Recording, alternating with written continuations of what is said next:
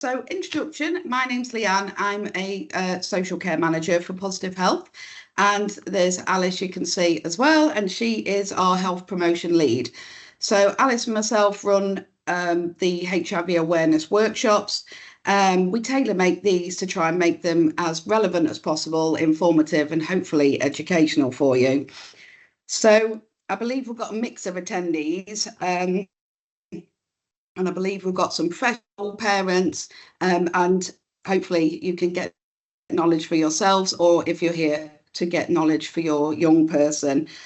So we tailor make these sessions, and we have condensed this to under an hour to try and get as much relevant information over to you as possible. It's usually quite an interactive session, really. So we do quizzes. We try and get an idea of what people's knowledge is. But fortunately for you guys, you get to sit there and just watch us two, and we will talk at you for the next, say hour. Hopefully you won't be listening to us for a full hour. So we will try and make it as interesting as possible. But our session today is consent, sexual health and HIV awareness. In the chat box, obviously, we're not going to be able to answer questions as we go along because we could be here all night. So what we have thought is if you want to write questions in the chat box as we go along, just so you don't forget them, and then we can do the Q&As all at the end. So I hope that's okay. But obviously, if there is something important that you really want to ask now, or if you need to leave and you want something answering, please just put it in and we will try and keep an eye on the chat box as we go along. So, who we are. So we're Positive Health. We are the leading sexual health charity in Lincolnshire, providing assistance to those living with HIV and providing education and training throughout the county on sexual health. We consist of 4 areas. So social care is the department that I manage. So I've been doing my job for just under 20 years now, and that is consistent, supporting people living in Lincolnshire with HIV. So generally people can self-refer into our service, or they're referred via a professional, and we will assess that person and tailor make the service to their needs. So we offer, it's not a general service, it's very personalised service to whatever to the individual's needs. So that is our main contract for social care, for the organisation is social care to support in Lincolnshire people living with HIV. Another section of our organisation is point of care testing. So what point of care testing is, it's an instant HIV test. So that's where we offer this in the office monthly, and also we cover North Lincolnshire for this as well. And we do roving testing sessions in other establishments as well. So this is an instant HIV, and it's a dual syphilis test, the one we use. So people come in, and for the test, it's a really quick and easy test. So it's a finger prick test. We would take a very, very small sample of blood. We mix it with several different fluids, very scientific, and the results are instant, literally within 60 seconds. So it's very simple. It doesn't involve a full blood test. So, and we are strictly confidential. So we don't need to do all the questions that generally a clinic would do as well. So it's very private, confidential service. So they're the 2 main areas that I cover, and I'll pass over to Alice for the rest now. Okay, so a next kind of section of our charity is the health promotion and training department, which is the team that I kind of lead mainly. So a large area of what we do in health promotion is visiting different schools or different educational environments around the county, and delivering a series of different kind of workshops and kind of sessions relating to anything we can link back to sexual health. So that could be anything from simply STIs to consent, HIV, obviously all of what we're going to be kind of overviewing a little bit today. We do a lot of work around relationships, especially kind of encouraging healthy relationships for young people as well.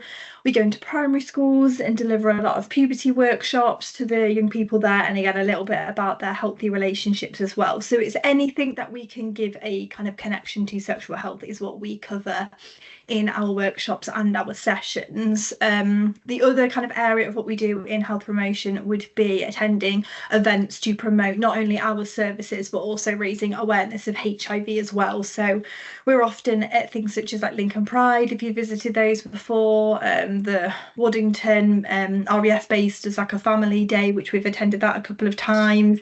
Any kind of general community event, we get invited to a lot of those, freshers fairs, things like that, which as I say is to kind of promote who we are. So obviously, especially for kind of freshers, for example, when they move to Lincoln for the first time, they know if they do need to access sexual health support services, obviously they know who we are, and then obviously we'll signpost to our local sexual health clinic in Lincolnshire as well. So we do a kind of general idea of promoting that kind of sexual health. So that's the area there.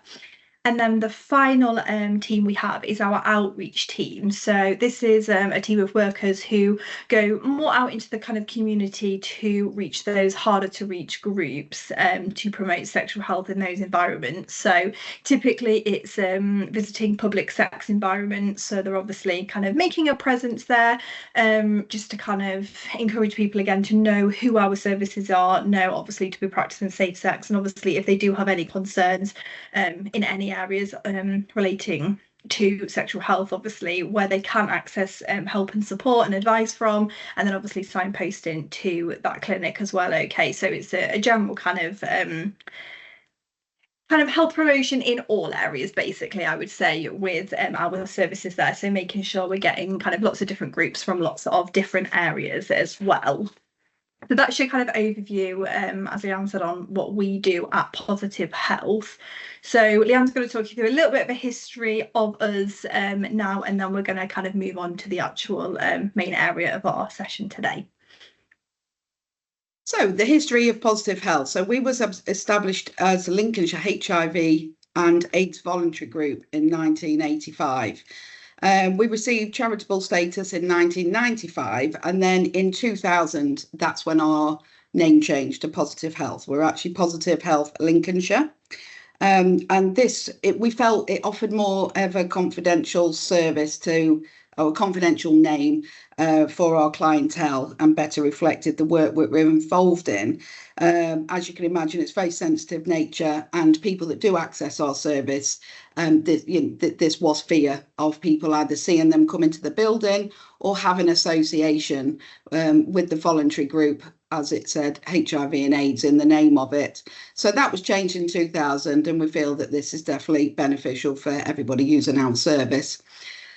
So some of you may have actually heard about Positive Health, some of you may have not. So we like we've just explained, we do cover quite a lot within our service, and hopefully now moving on, we'll be able to give you an insight, and hopefully you find this informative and hopefully interesting.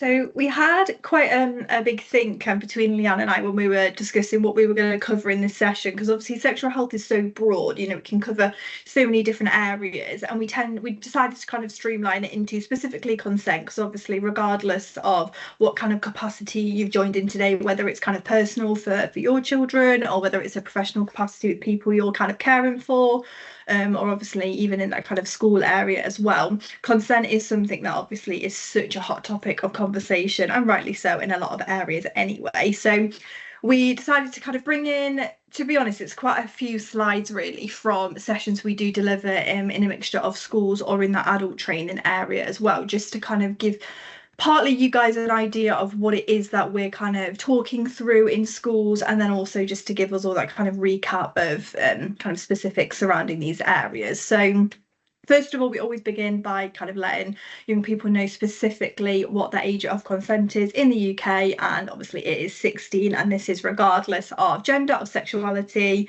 anything at all. We just have obviously that kind of flat base of 16 years old for everybody. Obviously over the years this has changed, but thankfully now we do just have that kind of one rule, which hopefully makes it a little bit easier to understand.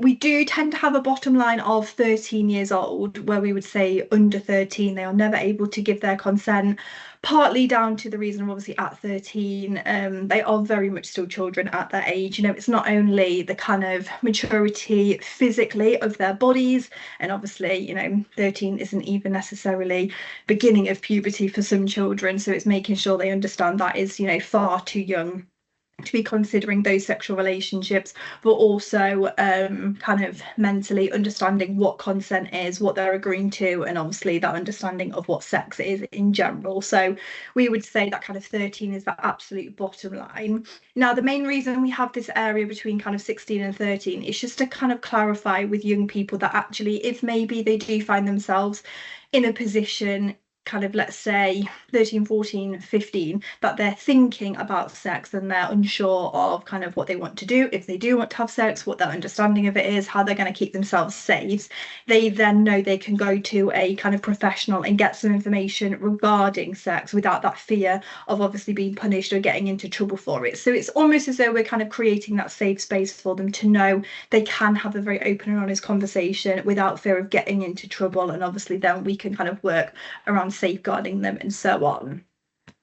So typically we would say to young people, when it comes to their sexual relationships, as long as they both have an understanding of what sex is, what they're consenting to, the intention isn't to prosecute teenagers under the age of 16 who do engage in sexual activity. It is more to, as I said, safeguard them, keep them safe. So the general idea behind this is, if, for example, a 15-year-old was to go to clinic, was to come and speak to someone at Positive Health, for example, when we did a session regarding a sexual relationship, obviously that's when your safeguarding comes in of what is that understanding, have they agreed to it, they're hopefully being sensible enough to ask those questions in the first place. That is what we would kind of count as most important. They're asking the questions, they're understanding. That way we can then make a decision on what we believe is to be safe, and obviously it doesn't have to be reported or go any further, so long as obviously we believe that that young person is safe. Okay, so the idea is obviously to create that safe space rather than kind of punishing them, putting them into trouble, because obviously if they ask for support at 15 years old, for example, regarding a sexual relationship, and it just simply was a kind of punishment that they were told, no, you're not allowed to do that, the likelihood is in the real world they are still going to engage in that sexual relationship, but unfortunately they're not just going to ask for any support moving on from that. Okay, so it's all about that in kind of importance of knowing they can have very, very open dialogue and communication with hopefully responsible adults to keep them safe. Often the age of 18 gets brought into conversations about consent, of if somebody is 18 years old and their partner is 16 years old. A lot of young people specifically believe that that would be illegal. It's always a challenging one here, because the way I often encourage them to think about it is, legally it would be okay for somebody 16 years old to have sex with somebody over the age of 18. Obviously if both people are consenting, as the 16-year-old is 16 and they can legally consent. However, the way I generally encourage them to think about it is think about it in a moral capacity of, if somebody is, for example, 16 years old and they have a partner who is 25, legally that may be okay, but morally, would that sit comfortably with us? Are we comfortable with that relationship? What interest does a 25-year-old, for example, have in a 16-year-old child? Because that is what a child is, isn't it? At 16 years old, they are still that. They may not feel like it, and they certainly might not act like it, but they are still children. Okay, so it's encouraging them to think about whether it's right. It may sit in that side of legal, but is it right? So The obviously only exception to this here would be if they are in a position of power over that young person. So, for example, a social worker, a teacher, a college tutor, somebody like that. If that person was in a relationship with someone 16 years old, then obviously that is looking at being an offence, and obviously they can get prosecuted for that. Okay, so they're the kind of main lines we encourage them to think about. We also highlight with them just what statutory rape is, just to make sure they do understand that, because I think sometimes the term statutory rape can get a little bit confusing. So we have just put on the bottom of the board, the screen there, kind of what specifically that means. So it's just helping them understand it is agreed to and it's not forced. However, obviously it still would not legally class as being consensual, as one person is under that legal age of consent. Okay, so that's the kind of overview we tend to give a lot of young people surrounding consent. So a very large part of what we talk about in schools as well is, of course, sexually transmitted infections. Okay, and we have a very interesting lesson which shows them lots of very graphic images of infected body parts. Thankfully for all of you, we are not going to be showing you any of those tonight, and we do of course give the students lots of warning before we show the images as well. But obviously we feel it's important they have an idea of what to look out for, kind of in terms of what STIs actually are. There isn't a huge amount of good in sugarcoating what they are, so we find it's easiest just to be very direct with them, obviously in a very age appropriate manner as well. So we always recommend practicing safe sex to all young people, and obviously to go and get a sexual health screening regularly as well. So we typically would put STIs into 4 main categories of your parasitic infections, which can be treated and can be cured. So if they were to contract an infection, they know it is quite easily treated at their local sexual health service. So pubic lice is probably one of the more common ones that we would discuss, because it's important they understand as well that a condom won't prevent transmission of lice. So we talk through kind of treatment methods of that, and so they understand how to treat it correctly. Typically, we find a lot of people think the best treatment is a home treatment of simply removing all body hair that they have. This will not help whatsoever, so it's important they understand treatment needs to be done correctly and through kind of prescribed services. That way we know that they are treating it correctly that first time, rather than making that issue any worse. Fungal infections are again treatable and curable infections. The main one we discuss here is thrush. It's a challenging one because thrush isn't technically an STI, however, it is passed on through sex, which is of course why it is mentioned in an STI session. So we make sure they understand it isn't something that, you know, if their partner has thrush, they've been unfaithful to them or anything like that. It is just something that is quite common, and the kind of main causes of that as well. And obviously, again, talking through those treatment methods to make sure they not only abstain from having sex when they have got thrush, but obviously they treat it correctly to make sure that it is cleared up.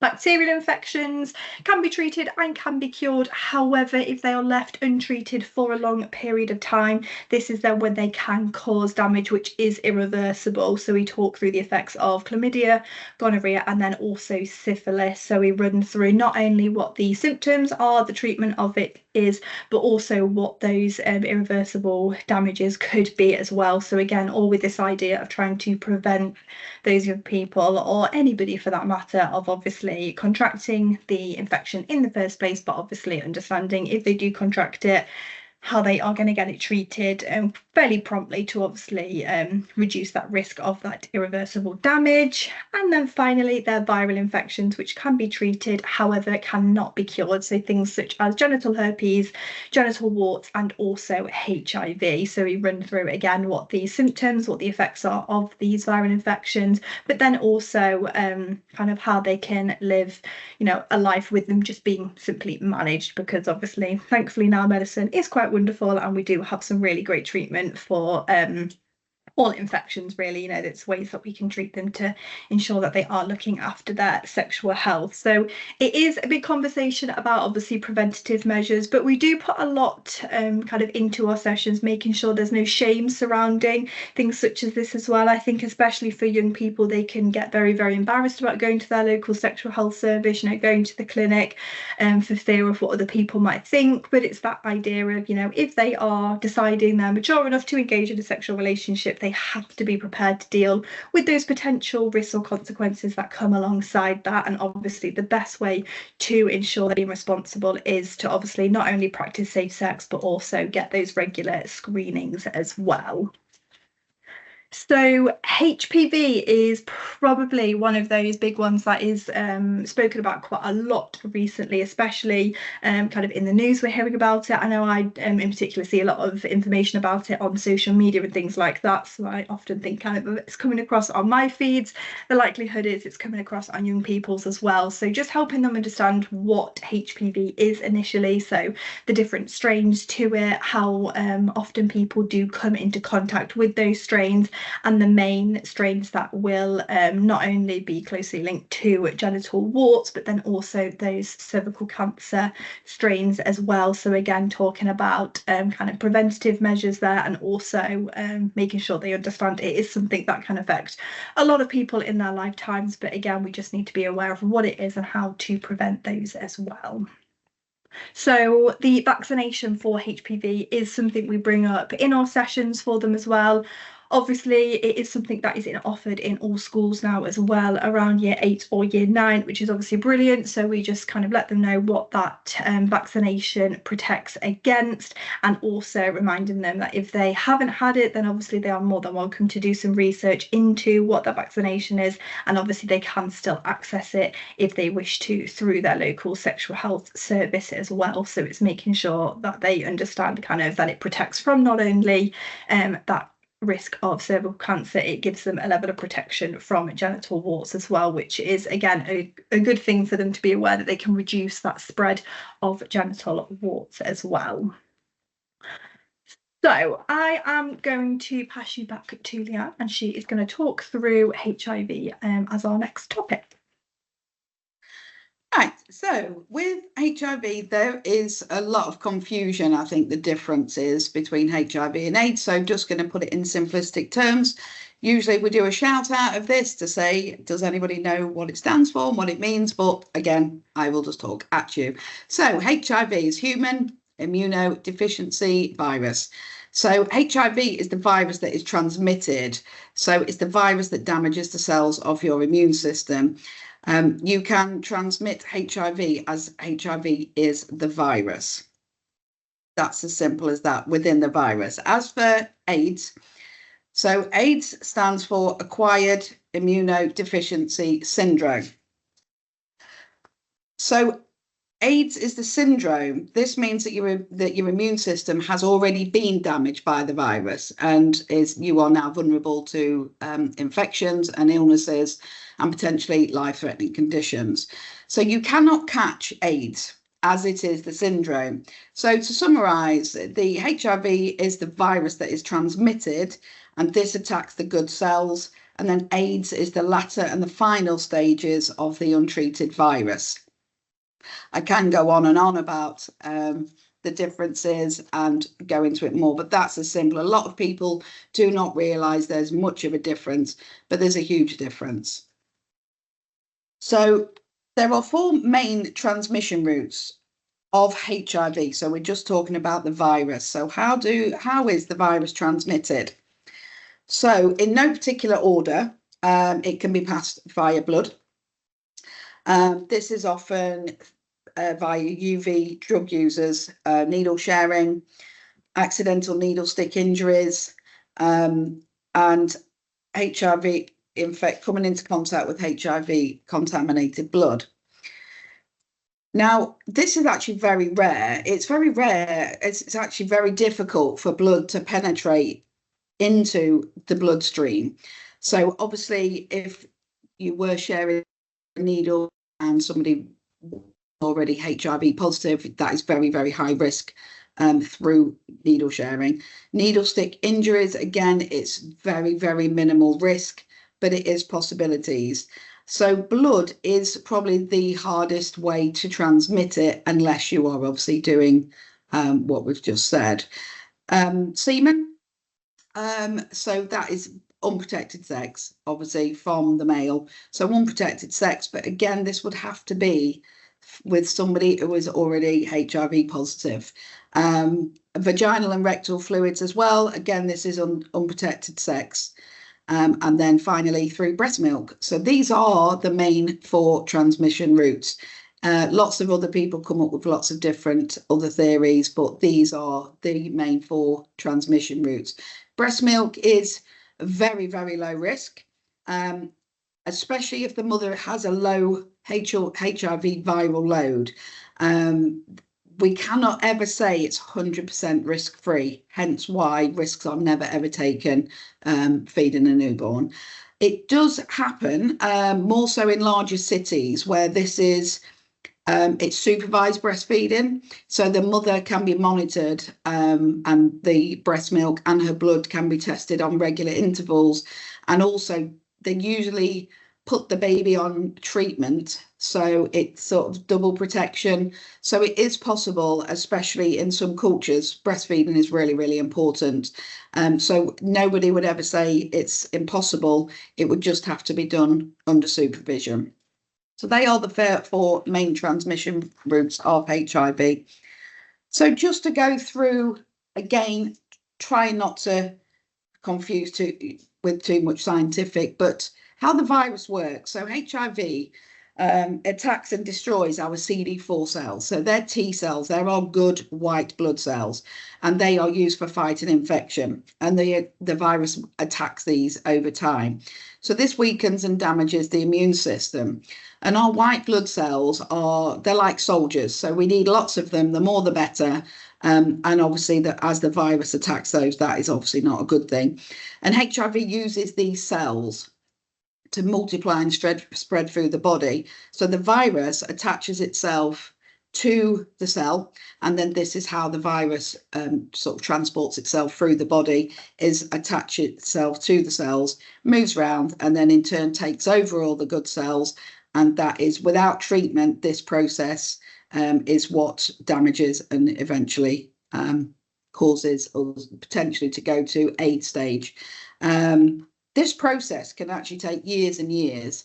People assume once the HIV virus is transmitted,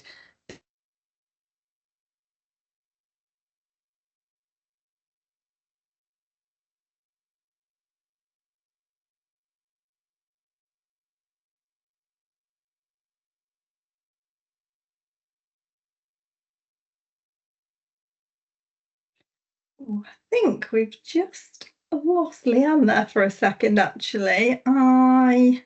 people. Oh, sorry, Leanne. I know on mine you've just completely cut out and I couldn't hear you then. And I've also lost you. Oh, I am I back? I can hear you, but I can't see you. I don't know whether that's the same for everybody else, but I don't know what has happened, and my face has disappeared on the camera. We can still hear you though, so you carry Can on. you? Maybe just Right, go back a few sentences, because I know I definitely couldn't hear you for a couple. I do apologise. And this is why I've come into the office on my own, so at least there'd be no disruptions and no technical problems. So obviously proved me wrong. So apologies if I repeat myself. So our white blood cells are like soldiers, so we need lots and lots of those to fight infection. But once HIV virus has attached themselves to those good blood cells, then it travels through the body, and then this is how it multiplies. So without treatment to the virus, the process then continues to increase, and it attacks and damages the immune system. So this process can take years. People do just assume once somebody has contracted HIV, they would just naturally become poorly and then become more ill and more ill. That's not the case. Some people can go years without any symptoms at all. until the serious illness or infection has occurred, which that generally means that virus has been left for many, many years and been able to multiply and damage those good cells. So this is the stage where the virus then can develop to that AIDS stage, because the virus has really taken hold of your body and the good blood cells. And like I say, that's what would develop to AIDS stage. But we don't really like to call it AIDS anymore. We generally say advanced HIV, which is exactly what it says. It's HIV that has not been treated, not been controlled, and it's just allowed to multiply in the body and eventually damage and completely destroy our white blood cells.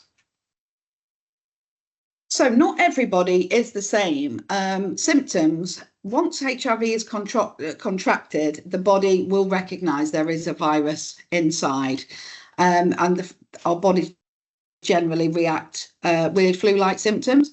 This happens in the first 1 to 2 months of contracting the virus, and this is often mistaken for a common cold. So at this point, not a lot of people would identify that they have contracted this virus. But there are many other symptoms, and everybody is very different. So raised lymph nodes is a very common symptom, fever, sore throat, and chills. So it's mainly, it shows the symptoms the same as having a cold or a flu, and that is basically our immune system responding to this virus that has entered the body. And again, everyone is different. Some people do not experience any symptoms at all. Some people would experience these 4 or 5 symptoms, including lots and lots of other symptoms. But again, people generally wouldn't associate this with the HIV virus, especially if they feel they haven't put themselves at risk, or if they don't consider themselves to be high risk. So managing those symptoms, if the easiest and best way is, if somebody is diagnosed with HIV, is to start medication. Now, medication we have come on so far. The research has been unbelievable and has found medication to treat HIV in actually quite a short space of time. So if anybody remembers the 80s, 90s, or even later, we knew what people with HIV and AIDS looked like. We knew the medication wasn't good. It was a very scary virus. And the times we did see people, that was generally at AIDS stage, especially on the TV, in films, programs, documentaries. But the medication now can be as little as 1 a day. Some are on 2 a day, but generally not many more. Most people are 1 or 2 a day. So as before, the virus enters the body and starts to multiply. So starting meds as soon as possible can minimise this.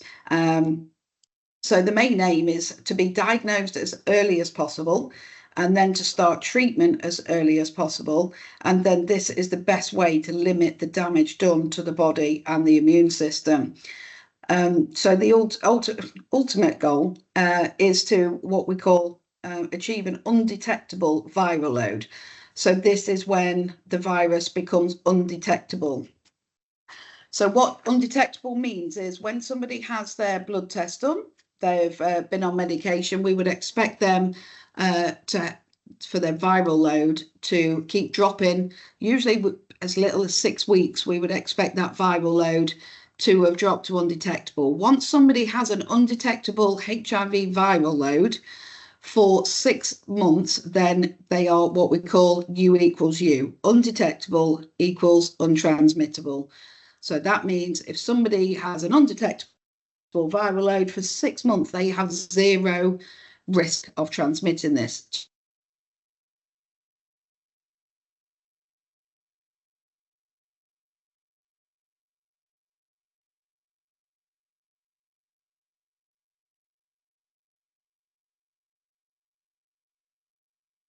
Oh, sorry, Leanne, I think we've lost your sound again. I'm not sure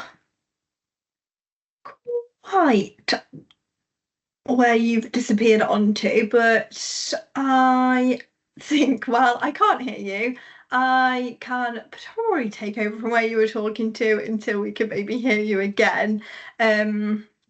So just kind of to summarize for you on what Leanne was kind of stating with that U equals U status is obviously massively reducing that risk of not only making that person poorly, also kind of reducing that risk to zero of passing the virus on to any other person either. Okay, so it is absolutely kind of groundbreaking in the world of HIV treatment as well. So we always recommend to we'll kind of talk through U equals U with anybody who does receive that HIV diagnosis as well. So it's definitely something kind of more people should be aware of, and obviously a large part of what Leanne and I do with our adult training in particular, or obviously with that outreach work, is ensuring that people understand that HIV virus isn't what it was, you know, all those years ago, as Leanne stated in the kind of ads that we saw on the television, or you know, the scary stories that have been passed on. HIV is now a very, very treatable virus. It is something people can live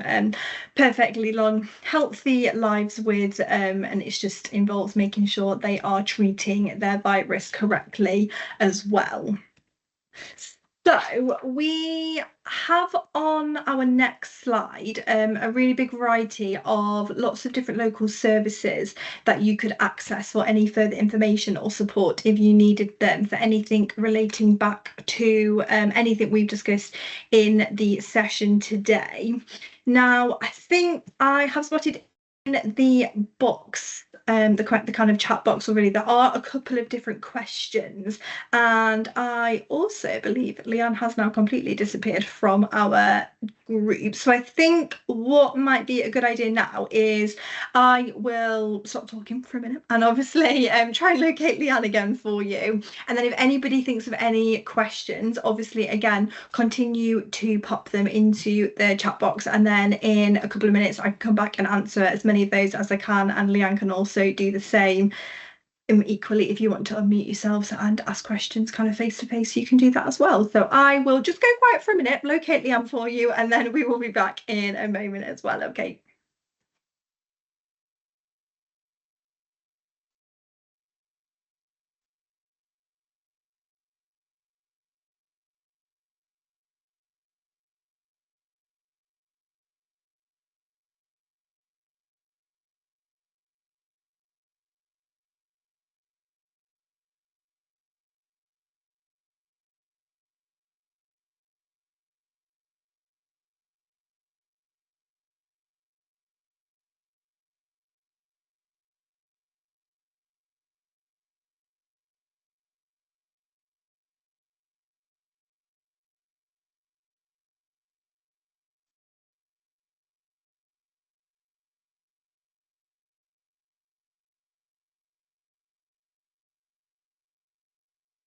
Whilst Alice is just trying to find Leanne for us, please feel free, at the top of your Teams page, there is that chat function. If you click on that, it will open up sort of a sidebar.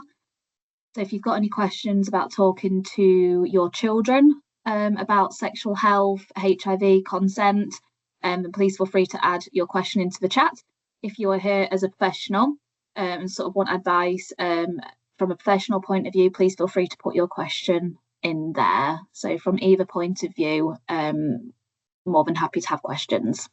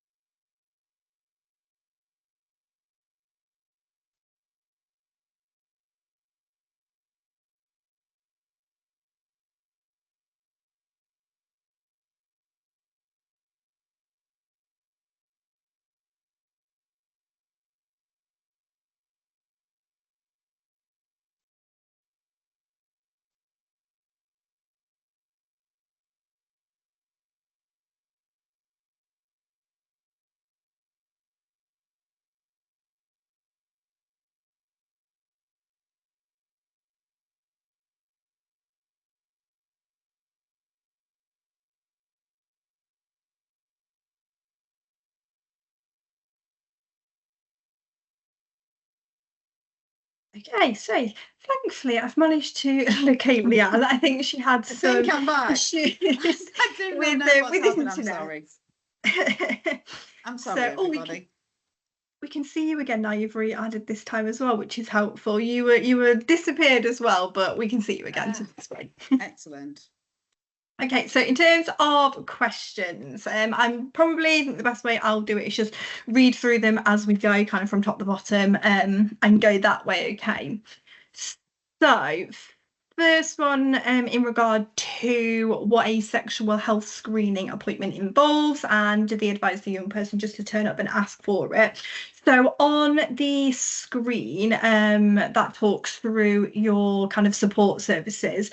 Then the local sexual health service in Lincolnshire, we have clinics kind of dotted all over the county. So the address on the screen is for the clinic based in Lincoln. However, if you were to visit their website, they will talk you through all their clinics dotted all over the county for kind of depending on where you live in Lincolnshire. It's appointment based for obviously getting those screenings. So calling the central booking line, which is the 01522 number on the screen there, will get them appointments. So if they call the clinic, let them know kind of that they wish to book an appointment for a screening. Obviously they'll be able to offer advice and all sorts as well, and they'll give them an idea of what they're looking for. Typically it will be asked of whether they have symptoms or whether it's just a general screening. So obviously depending on kind of why they are booking their appointment, just to let them know that way, and then obviously they can get their appointment booked in and then obviously get their screening done from there.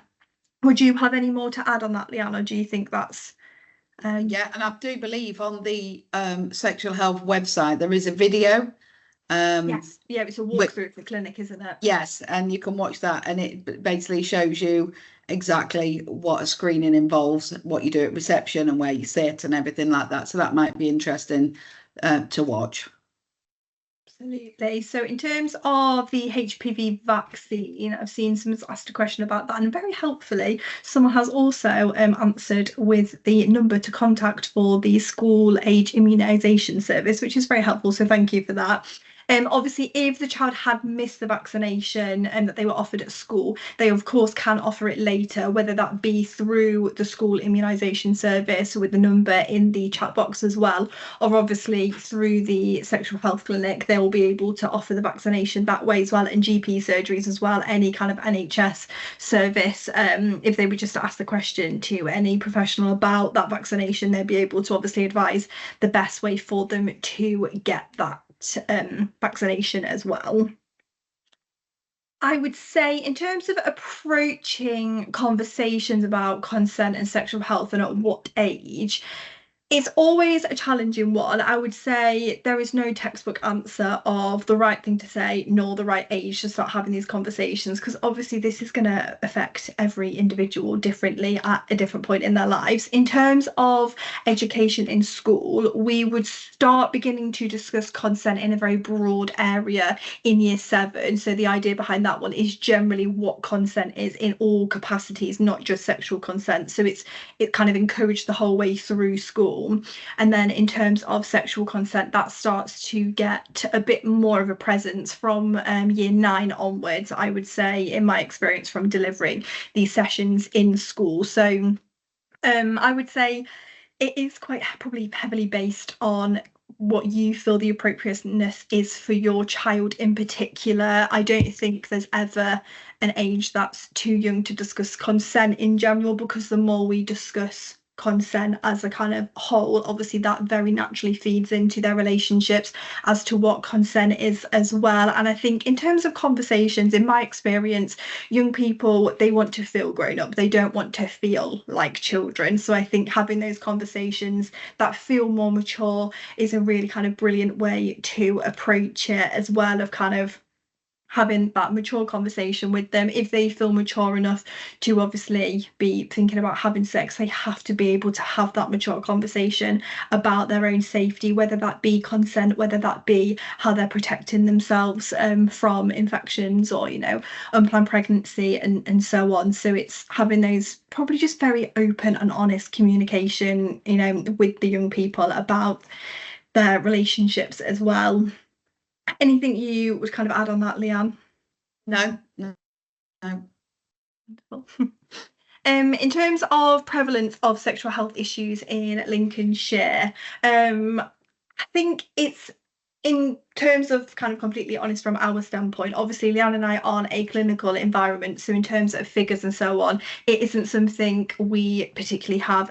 We have access to, and obviously it's shared with us, which we have a very open communication with the local sexual health service. But in terms of issues in Lincolnshire specifically, I think there's always lots and lots of conversation in different kind of news platforms about infections being kind of widely spread and so on. But I think, again, it's ensuring that we're having those very open and honest conversations with young people about if they can access support, where do they access it from, getting tested, knowing where their clinic is, and knowing obviously they can have those conversations with the kind of adults in their lives that they trust to ensure their kind of safety is at the forefront there as well. Anything you could add on that, Leanne, from things such as like MDT? Oh, perfect timing. I believe she has just disappeared out again. It's almost as though she's doing it on purpose, isn't it? When I call on her, then she seems to disappear. Hopefully we can circle back around to that when Leanne hopefully joins back again in a minute. I'm sorry about that, everybody. It seems to be a few technical difficulties there as well. Okay, next one we can see is in terms of being a parent of a year 9 child. Any advice which is age appropriate to talk to them and summarise what you've talked about this evening would be welcome. In my experience, I would say one of the best ways to approach consent specifically with young people is, if any of you have come across the cup of tea video before, it's something we show in schools and the whole way through school, because it's such a brilliant analogy of kind of proving to them what consent is. So if anybody hasn't seen it, the general idea behind it is that you kind of replace asking somebody for sex for offering somebody a cup of tea. So, you know, you wouldn't force them to drink a cup of tea if they didn't want to. You know, if you asked them if they wanted a cup of tea and they said no, you wouldn't then try and convince them to say yes because they've said no once. You know, if they were unconscious, you wouldn't force it down their throat. It's quite a comical take on it, but I think it's a really, really brilliant example of explaining to young people how simple consent can be if obviously their understanding of it is very clear. So I'd say the cup of tea video in particular is a brilliant consent example.